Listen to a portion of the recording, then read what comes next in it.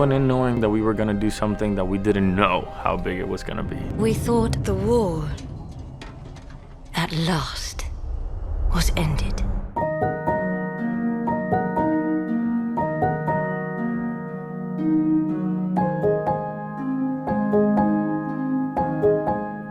Even though it's set in fantasy in a fantastical context, thematically it still resonates. It's more fun and exciting to digest it in the scope of fantasy with costumes and music and these sets. The crew just put so much effort into.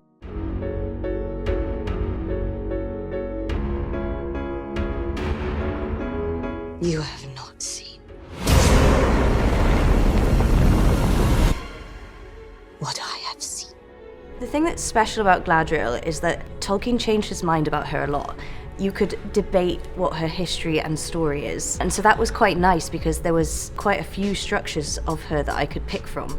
I feel so lucky to play a character, first of all, that's been played by, one of the greatest actresses in the world, but also she's been played by so many people.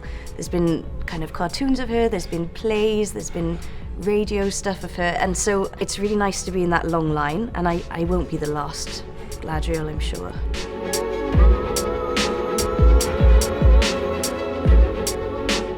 One thing that was hard for me was that I didn't see myself represented, and this was a pivotal thing for me. So when it came back around and I heard about the character, it felt like a mission. Arondir is a warrior. You see his quiet nature, but the intensity, the depth of his love, the depth of his curiosity. First go around, I auditioned for a role, and I don't end up getting it. And I remember being crushed. When I ultimately got cast, it was actually during lockdown. I kind of had that realization that pretty soon I was going to be on a plane and be on the other side of the world and begin on this grand adventure. It is here, Galadriel, the moment we feared. I just was really conscious of trying to be purposeful in this work and have it carry a larger meaning. It was bigger than me, it was bigger than us. And I spent hours and hours and hours, months, years pouring through Tolkien's back catalogue of work, which is so vast. For me, it's going back to my character, to Hal. The real thing about making it connect to me was it's taking it from the page and from your research and making it into a physical thing. There's wonders in this world beyond our wandering.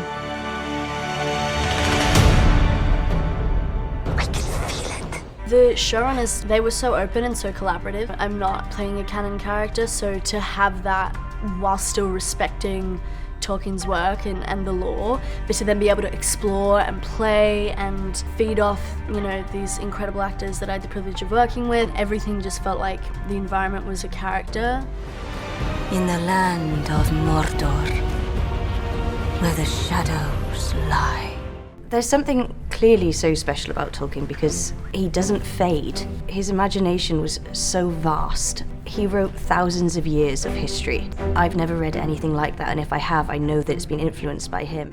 I was a huge fan of the films when they came out, and especially of the elves. I mean, this is a person that created whole languages, much less vast world. Yes, it's high fantasy, but within that, at its core, are stories of hope and of love and relationships and of good fighting against evil.